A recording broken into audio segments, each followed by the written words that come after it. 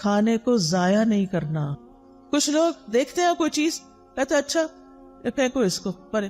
کھجور لیں گے اس کے اندر وہ چھوٹی چھوٹی لگ جاتی ہے نا سسری سی, تو کہتے ہیں نہیں یہ نہیں کھانی, پھینک دو پھینک دو پھینک دو. یہ اسراف ہے. نبی صلی اللہ علیہ وسلم کی سنت کیا ہے؟ آپ کے سامنے پرانی کھجور پیش کی گئی, آپ نے کھول کے اچھی طرح جائزہ لیا, سسریاں نکالی, صاف کیا اور باقی کھا لی. اگر کوئی لقمہ زمین پہ گر جاتا تھا تو آپ کیا کرتے تھے؟ اٹھا کے پھینک دو؟ نہیں, بلکہ اس کو صاف کر کے کھا لیتے تھے. نبی صلی اللہ علیہ وسلم نے فرمایا شیطان تم میں سے ہر ایک آدمی کے پاس اس کے ہر کام کے وقت موجود رہتا ہے, یہاں تک کہ کھانے کے وقت بھی. لہٰذا جب تم میں سے کسی کا لقمہ گر جائے تو چاہیے کہ اس کو کھا لے صاف کر کے, اور اسے شیطان کے لیے نہ چھوڑے. کھانے کے بعد برتن کو کیا کرنا چاہیے؟ صاف کرنا چاہیے. ہم پہلے بے سوچے سمجھے برتن بھر لیتے ہیں, خاص طور پہ شادیوں میں.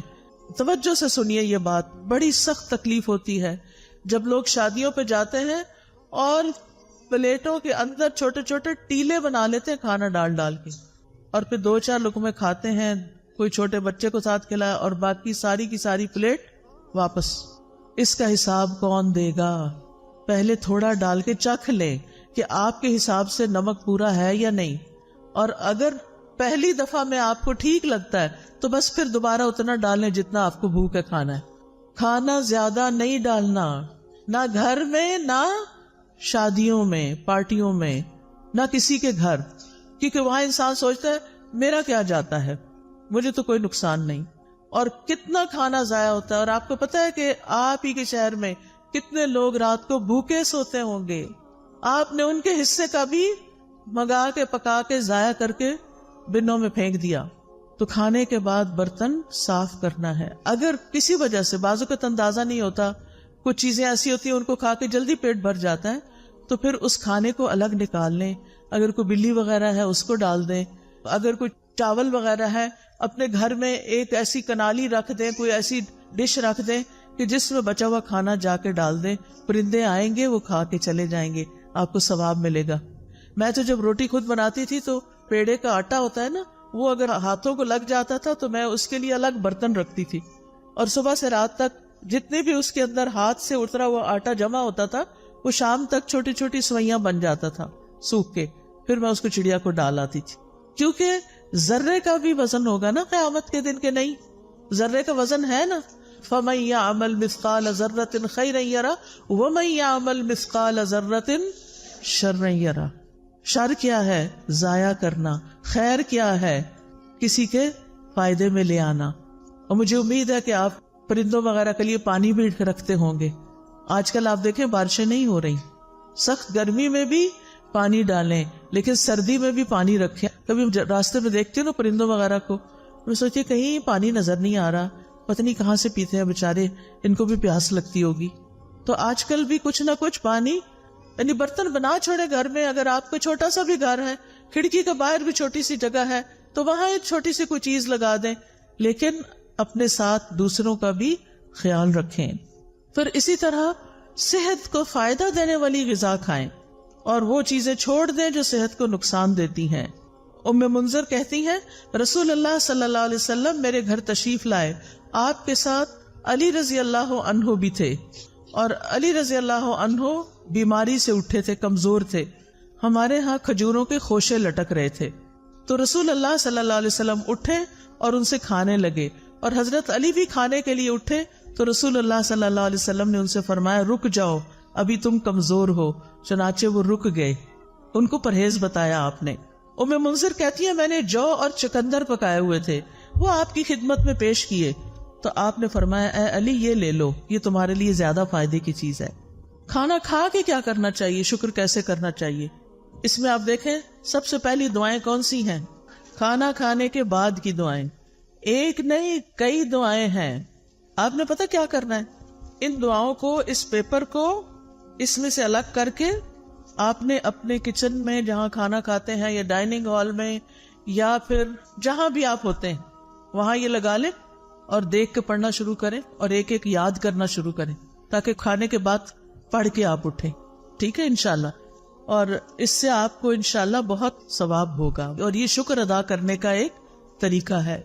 مثال کے طور پر آپ دیکھیں، اللہم بارک لنا فیہ وَأَطْعِمْنَا خَيْرًا مِّنْهُ، اے اللہ ہمیں اس کھانے میں برکت عطا فرما اور ہمیں اس سے بہتر کھلا. سبحان اللہ. ہر دفعہ کھانا کھا کے اگر آپ یہ دعا مانگتے ہیں کہ اللہ ہمیں اس سے بہتر عطا فرما، تو کیا ہوگا؟ شکر ادا کرنے والے کو کیا ملتا ہے؟ بہتر ملتا ہے. پھر الحمدللہ الذی اطعم وسقا وصوغہ وجعل لہ مخرجا، تمام تعریفیں اللہ کے لیے ہیں جس نے کھلایا پلایا اور اسے جسم میں پیوست کیا، یعنی ہمارے جسم کا حصہ بنا اور اس کے نکلنے کی راہ بنا، یعنی جو ویسٹ تھا وہ بھی جسم سے نکل گیا. اور اسی طرح باقی دعائیں بھی ہیں. میں نے یہ دعائیں اپنے کچن میں لگائی ہوئی ہیں اور الحمدللہ پڑھنے میں بہت آسانی ہوتی ہے. پھر اس کے بعد کھانے پینے میں اسراف سے بچنا ہے. یہ بڑا اہم سبق ہے. اللہ سبحانہ وتعالی فرماتے ہیں، یا بنی آدم خذوا زینتکم عند کل مسجد وکلوا واشربوا ولا تسرفوا انہ لا یحب المسرفین. اے آدم کی اولاد، ہر نماز کے وقت اپنی زینت لے لو، یعنی لباس میں نماز پڑھو، اور کھاؤ اور پیو اور حد سے نہ گزرو، بے شک وہ حد سے گزرنے والوں سے محبت نہیں رکھتا. اسراف کسی بھی چیز میں پسندیدہ نہیں، نہ لباس میں اور نہ کھانے پینے میں اور نہ کسی اور چیز میں. اسراف کیا ہے؟ نمبر 1، ضرورت سے زیادہ کھانا پینا. لوگوں کو اسراف کا مطلب نہیں پتا. ضرورت سے زیادہ کھانا پینا، کھانے کی ہرس، اور ایک وقت میں کئی چیزیں کھانا. یہ بھی کھا لو، وہ بھی کھا لو، وہ بھی شکلو، یہ بھی کھاؤ، یہ بھی کھاؤ. اس وقت تو پتہ نہیں چلتا، لیکن جب ہضم ہونے پہ آتا ہے تو پھر تکلیف شروع ہو جاتی ہے. نمبر 2، ان چیزوں میں حد سے زیادہ خرچ کرنا. ایک ہے ضرورت سے زیادہ کھانا اور دوسرا ضرورت سے زیادہ خرچ کرنا. مثلا آپ گروسری کے لیے گئے ہیں، آپ وہاں دیکھتے ہیں سجے ہوئی چیزیں ہیں، زبردست سبزی پڑی ہے اور زبردست چیزیں اور پیکنگز میں پڑی ہیں. آپ کہتے ہیں پتہ نہیں پھر کہا بھائی یہ بھی لے لو، یہ بھی لے لو، یہ بھی خرید لو، یہ بھی خرید لو، یہ بھی خرید لو. اب آپ دیکھیں مشکل کیا ہو گئی ہے کہ بڑے بڑے سٹورز بن گئے ہیں، بڑے بڑے مالز بن گئے ہیں. اگر آپ نے ایک سمپل چائے بھی لینی ہے تو پہلے زمانے میں کیا ہوتا تھا، چھوٹی سی کارنر پہ دکان ہوتی تھی، وہاں ایک ہی قسم کی یا زیادہ زیادہ 2 قسم کی چائے پڑی ہوتی تھی، اور آپ جو پیتے تھے وہی چائے دوبارہ کسی بچے کو بھی پیسے دے کے منگا لیتے تھے. اب کیا ہوتا ہے، آپ مال میں جاتے ہیں اور چائے کی اتنی قسمیں ہیں کہ آپ کہتے ہیں کہ اچھا یہ بھی آ گئی، یہ تو لگتا بہت اچھی ہوگی، چلو یہ بھی ٹرائی کر لیتے ہیں، وہ بھی، یہ بھی، وہ بھی. بہت ساری چائے خرید کے گھر لے آتے ہیں طرح طرح کی. اب تو مجھے لگتا ہے ہر چیز کی چائے بن گئی ہے. اچھا اب گھر لاتے ہیں، اب آپ ایک پیتے ہیں، آپ کو ہائے ہائے یہ تو اچھی نہیں لگی، اس کو پرے پھینکو، پھر دوسری، پھر تیسری، اور کچھ تو کھولنے کی نوبت نہیں آتی. اور پھر ایسے ہی پیک ڈبے جب ایکسپائر ہو جاتی ہے نا ڈیٹ، تو پھر اٹھا کے کیا کرتے، بن میں پھینک دیتے ہیں. نہ اپنے کام آئی نہ کسی اور کے کام آئی. یہ آپ نے کیا کیا؟ اسراف. سمجھ آئی اسراف کی؟ کس کس کو اسراف کی سمجھ آئی ہے؟ الحمدللہ. نمبر 1 زیادہ کھانا، نمبر 2 کھانے پہ زیادہ خرچ کرنا، اور نمبر 3 ہے حرام میں پڑنا، حرام چیزیں کھانا، نقصان دہ چیزیں کھانا. تو اللہ سبحانہ وتعالیٰ نے کیا فرمایا؟ کھاؤ پیو لیکن اسراف نہیں کرو. نبی صلی اللہ علیہ وسلم نے فرمایا کھاؤ اور پیو، پہنو اور صدقہ کرو، لیکن اسراف نہ کرو، نہ تکبر کرو. ابن عباس کہتے ہیں جو تمہارا جی چاہے کھاؤ، جو تمہارا جی چاہے پہنو، مگر 2 باتوں سے ضرور بچو، اسراف اور تکبر. تکبر کیوں؟ کیونکہ عام طور پر لوگ اپنا آپ دکھانے کے لیے، اپنے آپ کو بڑا ظاہر کرنے کے لیے قیمتی سے قیمتی، مہنگے سے مہنگے کپڑے پہنتے ہیں اور قیمتی سے قیمتی چیزیں خرید کے رکھ لیتے ہیں صرف دکھاوے کے لیے، استعمال کچھ بھی نہیں کرتے. تو پھر کیا کہا ابن عباس نے؟ یعنی اللہ کی نعمتیں کس لیے بنی ہیں، کس لیے اگائی ہیں اللہ نے، کس لیے پیدا کی؟ ہمارے لیے. کلوا مما رزقناکم، یعنی جو ہم نے تمہارے لیے تمہیں رزق دیا اس میں سے کھاؤ، جو آپ کی حیثیت ہے، استطاعت ہے، وقت ہے، کھاؤ، لیکن کیا نہ کرو، اسراف نہ کرو. اور پہننا بھی جو تمہیں پسند ہے. اللہ تعالیٰ نے جو طریقے بتائے ہیں پہننے کے، ننگے نہیں ہونا، چست کپڑے نہیں پہننے، سی تھرو کپڑے نہیں پہننے، اور اسراف نہیں کرنا. یعنی اپنے لمٹس دیکھ کے خرچ کرنا ہے. اگر آپ کے والد کی تنخواہ ہی 1 لاکھ ہے مثلاً، اور آپ اپنی شادی کا جوڑا بھی 1 لاکھ کا بنوا رہی ہیں، تو کیا یہ جائز ہوگا؟ یہ کیا ہوگا؟ اسراف ہوگا. اور جب ایسا نہیں ہوتا کہ وہ گھر میں افورڈ نہیں کر سکتے، تو وہ بیچارے کیا کرتے ہیں؟ پھر قرض اٹھاتے ہیں یا کسی سے صدقہ مانگتے ہیں کہ میری بیٹی کی شادی ہے، مجھے مدد دو. اور بیٹی صاحبہ ایک دفعہ وہ جوڑا پہننے کے بعد دوبارہ کبھی نہیں پہنتی، اور سنبھال کے رکھتی ہیں، کسی اور کو بھی نہیں دیتی. کیا اس جوڑے کا حساب ہوگا؟ کیا اس کے بارے میں پوچھ ہوگی؟ اور تکبر کیا ہے کہ ایسا کپڑا پہنوں جو کسی نے نہ پہنا ہو، تاکہ میں سب سے بڑی، الگ، زیادہ خوبصورت نظر آؤں. اور پھر جب آپ دیکھتے ہیں کہ آپ کے کپڑے سب سے اچھے، تو پھر آپ اپنے آپ کو کیا سمجھنے لگتے ہیں کہ ہم بڑے عقل مند ہیں، ہم جیسا کوئی نہیں. یہ چیز بھی اللہ تعالیٰ کو پسند نہیں. نبی صلی اللہ علیہ وسلم جب اپنے صحابہ میں بیٹھے ہوتے تھے تو کوئی پہچان نہیں سکتا تھا جو باہر سے آتا تھا. آپ ایسے ڈریسز نہیں پہنتے تھے کہ جس سے آپ بہت دوسروں کے مقابلے میں نمایاں ہوں. اس آیت کے بارے میں طبیب کہتے ہیں کہ اس میں پوری طب شامل ہو گئی. یعنی کھانا پینا ہے لیکن اسراف نہیں کرنا، تو آپ بیمار ہی نہیں ہوں گے. پھر اسی طرح یہ کہ کھانا پینا زندگی کا مقصد نہ ہو، اعتدال کے ساتھ بقدر ضرورت کھایا جائے. نبی صلی اللہ علیہ وسلم نے بدترین امتیوں کی کچھ خصوصیات بتائی ہیں. ہم سب اپنے بارے میں غور کریں کہ کہیں وہ ہم تو نہیں. بدترین امتی کون ہے؟ رسول اللہ صلی اللہ علیہ وسلم نے فرمایا، ان قریب میری امت میں ایسے لوگ ہوں گے جو طرح طرح کے کھانے اور رنگ برنگے مشروب طلب کریں گے. طلب کا کیا مطلب ہوتا ہے؟ آرڈر کرنا. طرح طرح کے کھانے اور رنگ برنگے مشروب طلب کریں گے. مثلاً آپ گئے ہیں کسی ریسٹورینٹ میں، آپ اٹھاتے ہیں مینیو، سارے اٹھا کے بیٹھ جاتے ہیں. پھر ہر کوئی کیا کہتا ہے؟ مجھے یہ کھانا ہے، مجھے یہ کھانا ہے، اس کو یہ کھانا ہے، اس کو یہ کھانا ہے. کافی ٹائم تو پہلے سلیکشن میں لگتا ہے. پھر آپ آرڈر کرتے ہیں، پھر گھٹا بھر کے بعد وہ کھانا آتا ہے، اور رنگ رنگ کا، اچھا یہ بھی منگا لیتے، یہ بھی منگا لیتے، یہ بھی منگا، یہ بھی ہو جائے، یہ بھی ہو جائے. اور ڈرنک میں پیپسی بھی ہو جائے، فانٹا بھی ہو جائے، فلاں بھی ہو جائے، فلاں بھی، جوس بھی ہو جائے. یہ ہے طلب کرنا. اور فرمایا طرح طرح کے کپڑے پہنیں گے، گفتگو میں بے احتیاطی کریں گے. یعنی بولتے وقت نہیں سوچیں گے کہ کسی بڑے سے بات کر رہے ہیں یا چھوٹے سے کر رہے ہیں، سچ بول رہے ہیں یا جھوٹ بول رہے ہیں. اور طرح طرح کی سواریوں پہ سوار ہوں گے. جن کے پاس ذرا زیادہ دولت آ جاتی ہے، پھر ان کو کیا شوق لگ جاتا ہے؟ ضرورت ہو یا نہ ہو، یہ گاڑی کا ماڈل بھی ہو، یہ بھی ہو، یہ بھی ہو، یہ بھی ہو. فرمایا وہ میری امت کے بدترین لوگ ہوں گے. آپ کے پاس اللہ کا دیا وہ بہت کچھ ہے، کھائیں، منع نہیں ہے، لیکن اسراف نہیں کرنا. ایک وقت میں بہت طرح کے کھانے نہیں کھانے، ایک وقت میں بہت قسم کے مشروب نہیں پینے. کہ ہمارا معدہ ہے یا کیا ہے؟ وہ بیچارہ کیا کرے گا؟ کتنی چیزیں ایٹ اے ٹائم ڈائجسٹ کر سکتا ہے؟ نبی صلی اللہ علیہ وسلم نے فرمایا، مجھے تمہارے متعلق گمراہ کن خواہشات میں سب سے زیادہ اندیشہ ان خواہشات کا ہے جن کا تعلق پیٹ اور شرمگاہ سے ہے. یعنی کھانے کے معاملے میں بے احتیاطی، اور پھر دوسری طرف زنا عام ہو جائے گا. اور فرمایا اور گمراہ کرنے والی خواہشات سے. ابن قیم کہتے ہیں دل کو بگاڑنے والی 5 چیزیں ہیں: لوگوں سے زیادہ گھل مل کے رہنا، خواہش پرستی، اللہ کے علاوہ کسی اور سے دلی تعلق رکھنا، زیادہ کھانا، زیادہ سونا. یہ 5 چیزیں دل کو خراب کرنے والی ہیں. اب اکثر لوگ کیا کہتے ہیں؟ سب کچھ ہے، دل میں سکون نہیں، خوشی نہیں. ایک تو ہم نے راتوں کو دن بنا لیا اور دن کو رات بنا لیا.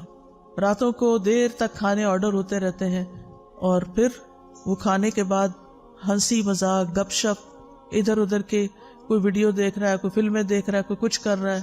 اور پھر جب آدھی رات گزر جاتی ہے پھر سوتے ہیں، اور پھر سونے میں فجر کی نماز چلی جاتی ہے. ایسی زندگیوں میں کیا برکت ہوگی، کیا رونق ہوگی، ایسے دلوں میں کیا اطمینان ہوگا.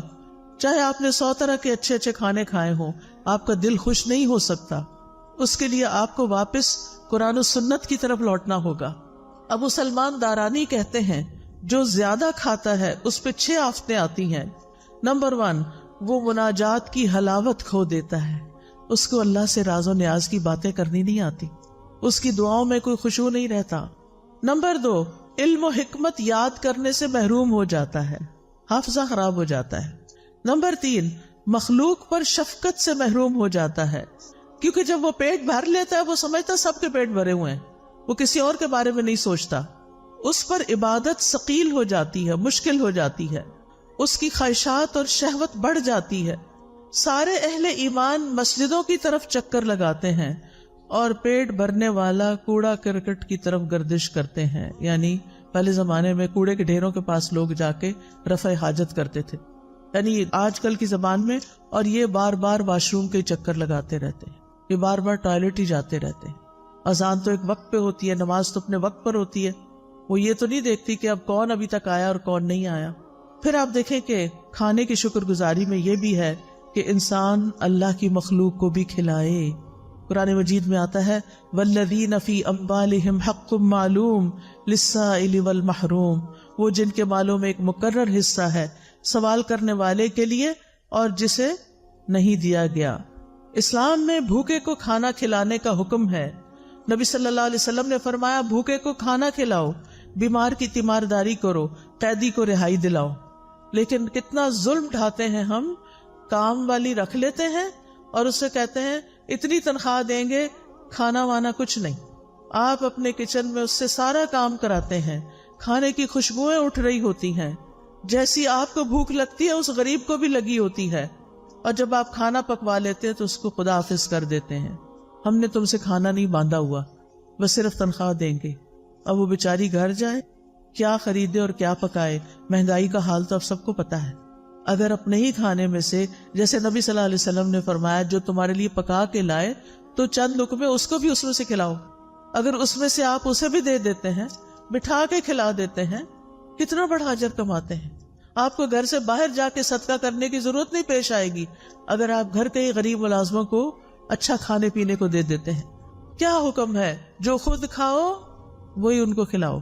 کیا ہم اس پہ عمل کرتے؟ ان کا کھانا تو الگ بنتا ہے۔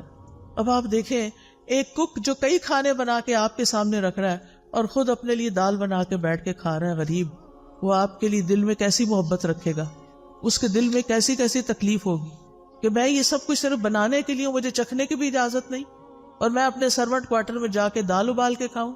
کیسی کیسی زیادتیاں ہم کرتے ہیں۔ دوسرے کو کھانا کھلانا ایک مشکل کام ہے، انسان کے دل کے اندر بخل ہے، لیکن یہ تو کرنا ہی ہے کیونکہ اس میں اجر بہت زیادہ ہے، یہ انبیاء کی صفت ہے۔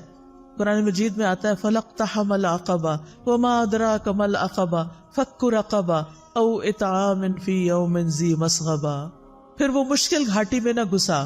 کیا ہے وہ مشکل گھاٹی؟ وہ گردن چھڑانا یا کسی بھوک والے دن میں کھانا کھلانا ہے۔ آج کل سردیاں ہیں نا، سردیوں میں بھوک زیادہ لگتی ہے، لیکن اس میں انسان کہتا ہے پھر میرا کیا بنے گا جو اس کو بھی کھلایا بیچ میں سے، تو لہذا سارا اپنے لیے رکھ لو۔ یہ مشکل کام ہے کھلانا، لیکن جس کو اللہ توفیق دے اس کے لیے بڑا ہی حلاوت والا کام ہے، اس کو کھلا کے زیادہ مزہ آتا ہے۔ جب حضرت ابراہیم کے پاس فرشتے آئے تو انہوں نے کیا کیا؟ یہ نہیں پوچھا کہاں سے آئے ہو، اجنبی لوگ، لیکن چلے گئے اور کھانا لے کر آئے۔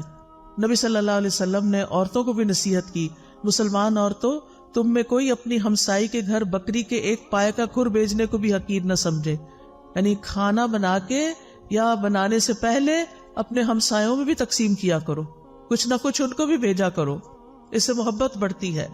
جہنم میں جانے والے لوگوں کی جو خصوصیت سورۃ الحاقہ میں بتائی گئی وہ کیا ہے؟ انہ کان لا یؤمن باللہ العظیم ولا یحض علی طعام المسکین، کہ وہ اللہ بڑے عظمت والے پر ایمان نہیں رکھتا تھا اور نہ مسکین کو کھانا کھلانے کی ترغیب دیتا تھا۔ یعنی صرف خود کھلانا بھی کافی نہیں، اوروں کو بھی ترغیب دلانی ہے کہ وہ بھی کھلایا کرے۔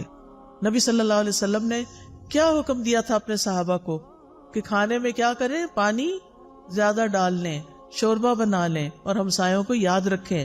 ابو درداء رضی اللہ عنہ اپنی بیوی کو مساکین کی وجہ سے زیادہ شوربہ بنانے کی ترغیب دیتے، اور لیٹلی آپ دیکھیں کہ ہم لوگوں کے کھانے کا سٹائل کیا ہو گیا ہے، شوربے والے کھانے تو غائب ہوتے جا رہے ہیں۔ اب ہم سب کی پسند کیا ہے؟ فرائیڈ یا روسٹ یا بنا ہوا کھانا، بس، جو معدے پہ ہضم کرنا بھی بڑا مشکل ہے۔ نہ ہم نے خود اپنے لیے فائدے کا کام کیا اور نہ دوسروں کو فائدہ پہنچایا۔ وہ کہتے تھے ہم نے ایمان لا کے آدھی زنجیر اتار پھینکی ہے، یعنی جہنم میں جانے والی، کیونکہ اس میں آتا نا کہ وہ کہا جائے گا کہ اس کو جہنم میں جکڑو زنجیروں میں، کیا ہم باقی بھی نہ اتار دیں، یعنی کھانا کھلا کے؟ پھر اسی طرح آپ دیکھیں بہت سے سلف صالحین اپنی افطاری کے کھانے میں دوسروں کو ساتھ کھلاتے تھے. عبداللہ بن عمر، داؤد طائی، مالک بن دینار اور احمد بن حنبل انہی لوگوں میں سے تھے. ابن عمر یتیموں اور مسکینوں کے ساتھ بیٹھ کے افطار کرتے. اگر انہیں یہ علم ہو جاتا کہ انہوں نے مساکین اور یتیموں کو نہیں کھلایا تو وہ افطاری کے وقت کھانا نہیں پھر کھاتے تھے کہ مسکینوں کو کیوں نہیں کھلایا. اور بعض ایسے بھی تھے جیسے حسن بصری اور عبداللہ بن مبارک کہ خود بھوکے بھی رہ لیتے لیکن دوسروں کو کھلاتے، کیونکہ یہ اللہ تعالیٰ کو بڑا ہی محبوب اور پسند ہے کہ انسان دوسروں کو کھلائے. نبی صلی اللہ علیہ وسلم نے فرمایا وہ لوگ اللہ تعالیٰ کو زیادہ پیارے ہیں جو لوگوں کے لیے زیادہ فائدے مند ہیں. اللہ کے نزدیک سب سے پسندیدہ اعمال یہ ہیں کسی مسلمان کو خوش کرنا، اس سے کوئی تکلیف دور کرنا، اس کا قرضہ ادا کر دینا، اس سے بھوک کو دور کر دینا.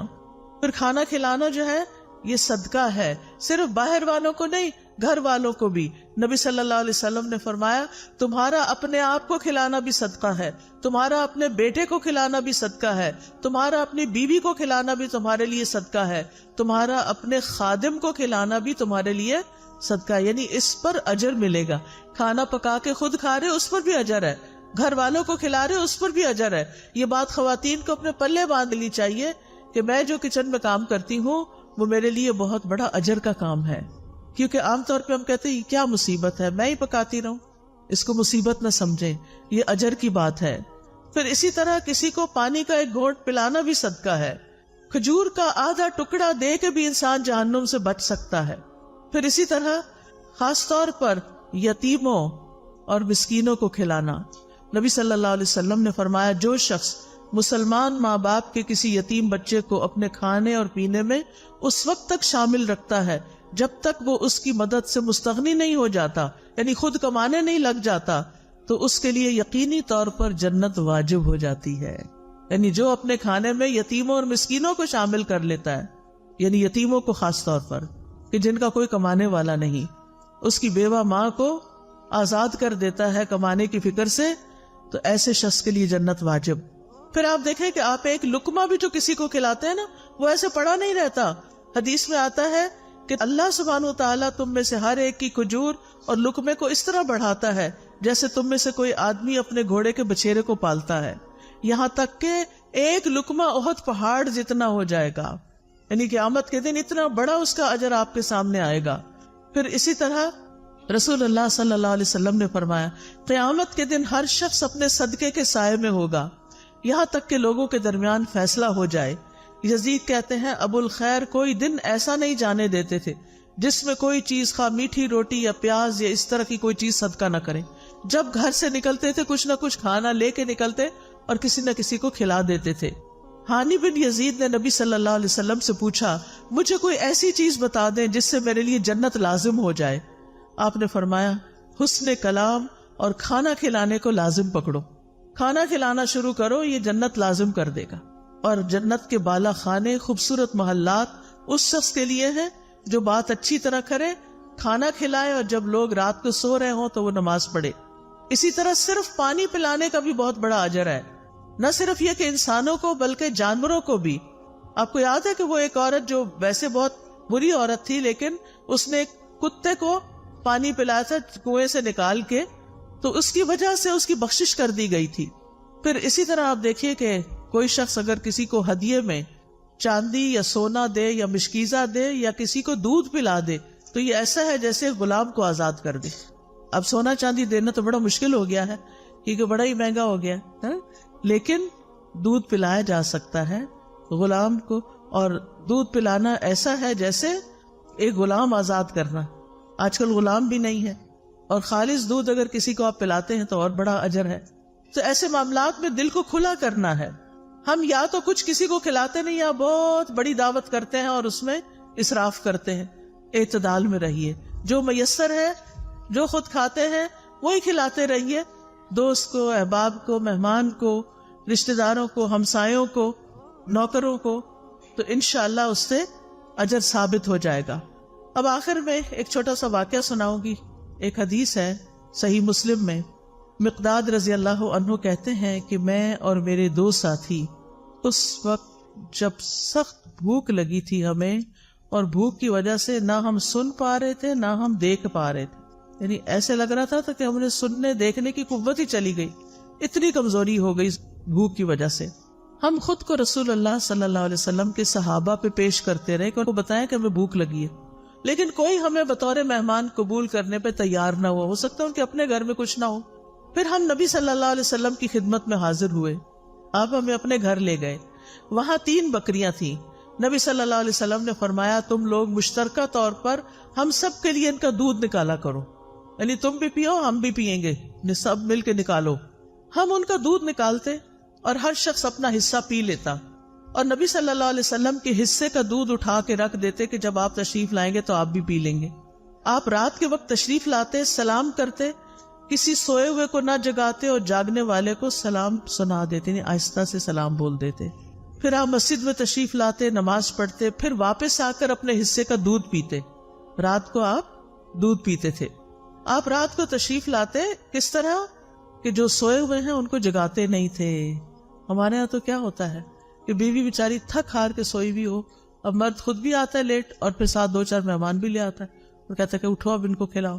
تو یہ زیادتی والی بات ہے، ایسے نہیں کرنا چاہیے۔ اگر مہمانوں کو لانا ہے تو پہلے سے بتائیں، اور پھر ان کا انتظام ایسے ہو کہ کسی سونے والے کو جگایا نہ جائے۔ پھر کہتے ہیں کہ ایک رات میرے پاس شیطان آ گیا، اس وقت میں اپنے حصے کا دودھ پی چکا تھا۔ اس نے کہا محمد صلی اللہ علیہ وسلم انصار کے پاس جاتے ہیں، وہ ان کو ہدیے اور تحفے دیتے ہیں اور آپ ان کے ہاں سے لے لیتے ہیں، اور یہ جو تھوڑا سا دودھ پڑا ہے رسول اللہ صلی اللہ علیہ وسلم کو اس کی کوئی ضرورت نہیں، یعنی خود ہی پی جاؤ۔ بعض اوقات ایسا ہوتا ہے نا کہ ہمیں کہا جاتا ہے یہ تمہارا اور فلاں کا، ہم پی لیتے ہیں کھا لیتے ہیں اور کہتے ہیں اچھا پتہ نہیں وہ آئے گی کہ نہیں، وہ بھی کھا لو۔ یہی معاملہ ہوا یہاں، کہتے ہیں میں دودھ کے پاس گیا، وہ بھی دودھ پی لیا جو کس کے لیے رکھا ہوا تھا، رسول اللہ صلی اللہ علیہ وسلم کے لیے۔ اور جب وہ دودھ میرے پیٹ کے اندر چلا گیا اور مجھے یہ یقین ہو گیا کہ اب یہ واپس میں نہیں نکال سکتا، تو شیطان نے مجھے پریشان کرنا شروع کر دیا۔ کہتا ہے افسوس تم پر، تم نے یہ کیا کیا۔ یہ ہے شیطان، پہلے اس عمل کو خوشنما بنا دیتا ہے، جب کر لیتے ہیں تو پھر پریشان کرتا ہے کہ تم نے ٹھیک نہیں کیا، اور بے چینی لگا دیتا ہے۔ تم نے محمد صلی اللہ علیہ وسلم کا بھی حصہ پی لیا، اب وہ آئیں گے تو ان کو دودھ نہیں ملے گا اور ہر صورت تمہارے خلاف بد دعا کریں گے، پھر تم ہلاک ہو جاؤ گے، تمہاری دنیا آخرت برباد ہو جائے گی۔ اب یہ شیطان یہ دل میں وسوسے ڈال رہا ہے، کس کے؟ ان صحابی کے، مقداد کے۔ وہ کہتے ہیں میرے جسم پر ایک چھوٹی سی چادر تھی، میں اگر پیروں پر ڈالتا تو سر باہر نکل آتا، سر پہ ڈالتا تو پیر باہر نکل جاتے، اور کیفیت یہ ہو گئی کہ مجھے نیند نہیں آ رہی تھی کہ میں یہ کیا کر آیا ہوں۔ اور رہے میرے ساتھی تو وہ تو سو رہے تھے اپنا اپنا حصہ پی کے، انہوں نے تو وہ کام ہی نہیں کیا جو میں نے کر لیا تھا۔ کہتے ہیں پھر نبی صلی اللہ علیہ وسلم تشریف لائے اور آپ جس طرح سلام کرتے تھے اسی طرح سلام کیا، پھر آپ مسجد میں آئے، نماز پڑھی، پھر آپ دودھ کے پاس آئے، اس کا برتن کھولا تو اس میں کچھ بھی نہیں تھا، وہ تو پی لیا گیا تھا۔ آپ نے آسمان کی طرف سر اٹھایا تو میں نے دل میں کہا اب تو ضرور میرے خلاف بد دعا ہوگی اور میں ہلاک ہو جاؤں گا۔ شیطان ایسی بدگمانیاں بھی ڈالتا ہے، لیکن آپ نے دعا کی اللہم اطعمنی واسقی من سقانی، اللہ جو مجھے کھلائے اسے تو کھلا اور جو مجھے پلائے تو اسے پلا۔ اتنی خوبصورت دعا، یہ سن کر وہ چادر سے باہر آ گئے کیونکہ جاگ ہی نہیں تھا، ان کو نیند نہیں آ رہی تھی مقداد کو، اور اسے جسم پر مضبوطی سے باندھ لیا، چھری لی اور بکریوں کی طرف چل پڑا کہ ان میں سے کون سب سے زیادہ فربا موٹی ہے، میں اس کو رسول اللہ صلی اللہ علیہ وسلم کے لیے ذبح کر دوں۔ میں نے دیکھا تو اس کے تھن دودھ سے بھرے ہوئے تھے، بلکہ سب بکریوں کے تھن دودھ سے بھرے ہوئے تھے۔ میں نے محمد صلی اللہ علیہ وسلم کے گھر والوں کے برتنوں میں سے وہ برتن لیا جس میں وہ دودھ دوتے تھے، پھر میں نے اس میں دودھ دوہا حتیٰ کہ برتن پہ جھاگ آ گیا، یعنی بہت زیادہ وہ جب دھاریں لگاتے ہیں نا تو جھاگ آتی ہے۔ پھر میں اسے لے کر حضور صلی اللہ علیہ وسلم کی خدمت میں آیا، آپ نے فرمایا تم لوگوں نے رات کو اپنا مشروب پی لیا تھا؟ میں نے عرض کی اللہ کے رسول آپ بھی پی لیجئے۔ آپ نے دودھ پی لیا، پھر مجھے دیا، میں نے کہا اللہ کے رسول آپ اور پیجئے، آپ نے پھر پی لیا اور برتن دوبارہ مجھے دیا۔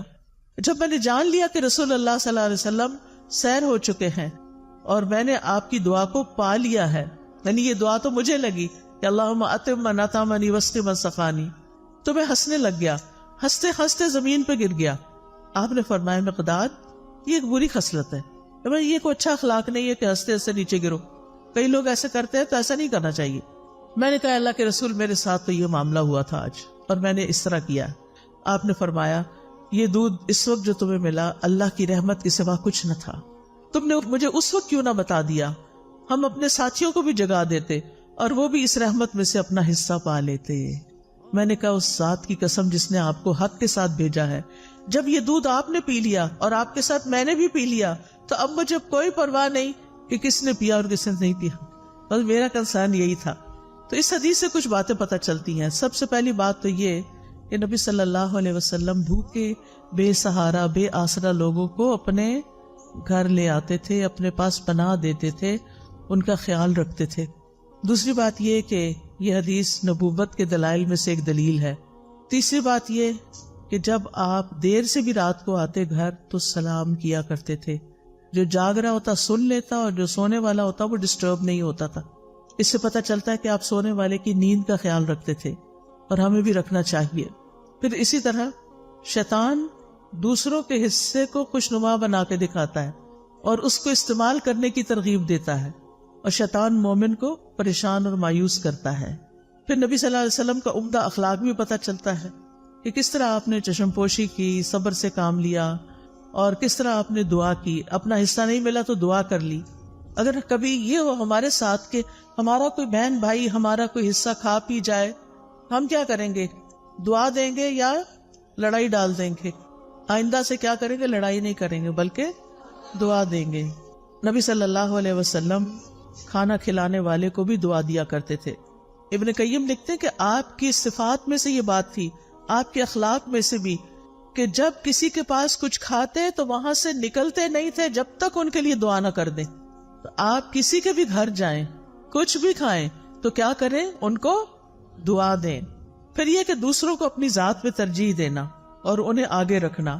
نبی صلی اللہ علیہ وسلم کے اپنے بھی حالات بہت اچھے نہیں تھے، لیکن آپ ان کو بھی گھر لے آئے جن کے پاس کچھ کھانے پینے کو نہیں ہوتا تھا. جو اصحاب صفہ تھے، اصحاب صفہ وہ ہجرت کر کے آئے تھے مختلف علاقوں سے، وہ مدینہ کے رہنے والے نہیں تھے، لہٰذا ان کے پاس وہ سب کچھ نہیں تھا. پھر آپ دیکھیے کہ آخری چیز کہ کھانا کھلانے والے کو دعا دینی چاہیے اور پہلے کھانا کھا کر خود دعا اپنے لیے پڑھنی چاہیے. یہ دعائیں میں پڑھ دیتی ہوں، ساری پروننسیشن آپ سن لیں تاکہ آپ کو بعد میں پڑھنا آسان ہو. اللہم بارک لنا فیہ واطعمنا خیرا منہ. اے اللہ ہمیں اس کھانے میں برکت عطا فرما اور ہمیں اس سے بہتر کھلا. الحمدللہ الذی اطعم وسقا وسوغہ وجعل لہ مخرجا. تمام تعریفیں اللہ کے لیے ہیں جس نے کھلایا پلایا اور اسے جسم میں پیوست کیا اور اس کے نکلنے کی راہ بنائی. الحمدللہ کثیرا طیبا مبارکا فی غیر مکفی ولا مودع ولا مستغنا عنہ ربنا. سب تعریف اللہ کے لیے ہے جو پاکیزہ ہے، کثیر ہے، مبارک ہے. اس کھانے کو ہم کافی نہیں سمجھتے اور نہ اس کو چھوڑتے ہیں. اے ہمارے رب، نہ ہم اس سے بے پرواہ ہو سکتے ہیں. یعنی یہ نہیں کہ یہ آخری دفعہ ہے اور یہی کافی ہے، یہ کافی نہیں ہے، آئندہ بھی کھانا ہے ہمیں. اللہم اطعمت و اسقیت و اغنیت و اقنیت و ہدیت و احییت فلک الحمد علی ما اعطیت. اے اللہ تو نے ہی کھلایا، تو نے ہی پلایا، تو ہی غنی کرتا ہے، تو ہی فقیر کرتا ہے، تو نے ہدایت دی، تو نے ہی زندگی عطا فرمائی، بس جو تو نے عطا کیا اس پر تیری ہی تعریف ہے. پھر پچھلے سارے گناہوں کو معاف کرنے والی دعا ہے. رسول اللہ صلی اللہ علیہ وسلم نے فرمایا جو کھانا کھا کے یوں کہے الحمدللہ الذی اطعمنی ھذا ورزقنیہ من غیر حول منی ولا قوہ. اس اللہ کا شکر جس نے مجھے یہ کھانا کھلایا اور مجھے رزق عطا فرمایا جس میں میری قوت اور کوئی طاقت شامل نہیں. پھر اسی طرح ایک اور دعا ہے. ابن عباس فرماتے ہیں کہ رسول اللہ صلی اللہ علیہ وسلم نے فرمایا جسے اللہ تعالیٰ کوئی بھی کھانا کھلائے وہ یوں کہے اللہم بارک لنا فیہ ورزقنا خیرا منہ. اے اللہ ہمیں اس میں برکت عطا فرما اور ہمیں اس سے بہتر عطا فرما.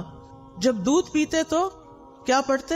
اللہم بارک لنا فیہ وزدنا منہ. اے اللہ ہمارے اس دودھ میں ہمیں برکت عطا کر اور ہمیں اس سے زیادہ عطا کر. ابو ہریرہ رضی اللہ عنہ کھانا کھانے کے بعد کس طرح شکر ادا کرتے تھے؟ وہ کہتے ہیں ابو ہریرہ نے حمید سے کہا میری والدہ کے پاس جاؤ، ان کو سلام کہو اور کہو آپ کا بیٹا آپ کو سلام دے رہا ہے اور کہتا ہے ہمیں کچھ کھانا کھلائیں۔ اس پر ان کی والدہ نے جو کی 3 روٹیاں اور زیتون کا تیل جو ہے اور نمک رکابی میں رکھا، اسے اپنے سر پہ رکھ لیا اور ان کے پاس لے کر یہ چلے گئے۔ پھر جب میں نے ان لوگوں کے سامنے کھانا رکھا تو ابو ہریرہ نے کہا یہ تو بہت بڑی چیز ہے، الحمدللہ الذی اشبعنا من الخیر، سب تعریف اللہ کے لیے ہے جس نے ہمارا پیٹ روٹی سے بھرا، یعنی ہمارا کھانا 2 سیاہ رنگ یعنی کھجور اور پانی کے سوا کچھ نہ تھا، تو جب روٹی ملتی تھی تو وہ بہت بڑی نعمت سمجھتے تھے اس کو۔ پھر شدت بھوک کے وقت کی دعا ہے، اس سے پہلے ایک اور دعا ہے، الحمدللہ الذی ہدانا واطعمنا وسقانا ونعمنا، اللہ اکبر، اللہم الفتنا نعمتک بکل شر اصبحنا منها وامسینا بکل خیر فنسألک تمامها وشکرها لا خیر الا خیرک ولا الہ غیرک الہ الصالحین ورب العالمین، الحمدللہ ولا الہ الا اللہ ما شاء اللہ ولا قوة الا باللہ، اللہم بارک لنا فیما رزقتنا وقنا عذاب النار۔ اس کا ترجمہ ہے سب تعریف اللہ کے لیے ہے جس نے ہمیں ہدایت دی، ہدایت کھانے پینے سے بھی زیادہ قیمتی چیز ہے، ہمیں کھلایا اور ہمیں پلایا، ہمیں نعمتیں عطا فرمائیں، اللہ سب سے بڑا ہے۔ اے اللہ تیری نعمت اس وقت آئی جب ہم شر میں پھنسے ہوئے تھے، ہم نے اس نعمت کی وجہ سے ہر طرح کی خیر کے ساتھ صبح کی اور شام کی، بس ہم تجھ سے اس نعمت کے مکمل ہونے کا اور اس کے شکر ادا کرنے کا سوال کرتے ہیں۔ تیری خیر کے سوا کوئی خیر نہیں، تیرے سوا کوئی معبود نہیں، اے الہ الصالحین، سارے جہانوں کے رب، سب تعریف اللہ کے لیے ہے اور اللہ کے سوا کوئی معبود نہیں، جو چاہتا ہے وہی ہوتا ہے، کسی میں طاقت نہیں سوائے اللہ کے۔ اے اللہ جو رزق تو ہمیں دے اس میں برکت دے اور ہمیں آگ کے عذاب سے بچا لے۔ اور اسی طرح حضرت عائشہ فرماتی ہیں کہ نبی صلی اللہ علیہ وسلم رات کو بھوک کی وجہ سے کروٹیں بدلتے تھے اور یہ دعا پڑھتے، لا الہ الا اللہ الواحد القہار رب السماوات والارض وما بینہما العزیز الغفار، نہیں ہے کوئی معبود برحق مگر اللہ جو اکیلا اور زبردست ہے، آسمانوں اور زمین اور ان دونوں کے درمیان والی تمام چیزوں کا رب ہے، وہ غالب اور بہت بخشنے والا ہے۔ پھر اگر کوئی آپ کو کھانا کھلائے تو آپ کیا دعا کریں؟ اللہم اطعم من اطعمنی واسق من سقانی، اللہ جو مجھے کھلائے تو اسے کھلا اور جو مجھے پلائے تو اس کو پلا۔ ہمارا کیا کھلانا اور ہمارا کیا پلانا، جو اللہ کھلائے گا اس کا تو کوئی میچ ہی نہیں۔ پھر اسی طرح کھانا کھلانے والے کے رزق میں برکت کی دعا کرنی چاہیے کہ اللہ تعالیٰ اس کو برکتیں عطا کر۔ اور پھر ایک اور دعا ہے، افطر عندک الصائمون طعامکم الابرار وصلت علیکم الملائکہ، تمہارے ہاں روزہ افطار کیا کریں نیک لوگ، وہ تمہارے کھانا کھایا کریں اور فرشتے تمہارے لیے دعائیں کریں۔ تو یہ ہے کھانا کھلانے سے متعلق ہمارے دین کی رہنمائی۔